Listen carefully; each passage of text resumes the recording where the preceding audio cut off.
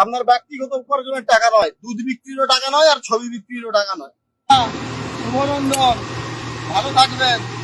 5,000 টাকা করে দেবে বলেছেন, খুব ভালো কথা। 5,000 টাকা করে দেবে বলেছেন, খুব ভালো কথা। আপনাকে মন থেকে প্রণাম।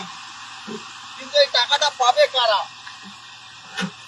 আপনার দলের ছেলেরা পাবে নাকি প্রকৃত পরিযায়ী শ্রমিকরা পাবে? কারণ পরিযায়ী শ্রমিক কারা সেটা তো ঠিক করে দেয় আপনার দলের নেতারা। তাই আপনি বলুন, এই টাকাটা কারা পাবে?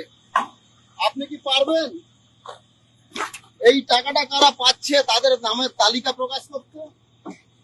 আপনি পারবেন তাদের নামের তালিকা প্রকাশ করে জানাতে কারা কারা এই টাকাটা পাচ্ছে? আপনি এতদিন ধরে কি করলেন বাংলায়? আজ 15 বছর ধরে কি করতে পারবেন? আত্মনির্ভর করতে পারলেন না খালি টাকা দিয়ে আমাদেরকে কিনতে শিখেছেন? আমাদেরকে আপনি স্বনির্ভর করতে পেরেছেন না টাকা দিয়ে এইভাবে কিনতে পেরেছেন? কোনটা?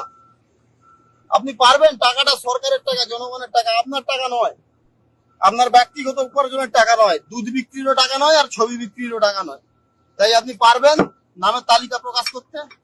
জানার আগ্রহ রইল, আপনি জানাবেন। কিন্তু আমাদের মেরুদণ্ড খুব শক্ত, আমরা নিজেদেরকে বিক্রি করি না, ঠিক আছে?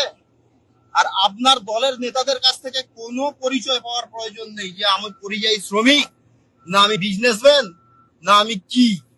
আমরা খেটে খাই এই 58 ডিগ্রি টেম্পারেচারে, কোনো চাল চুরি করি না, ঠিক আছে? ভালো থাকবেন।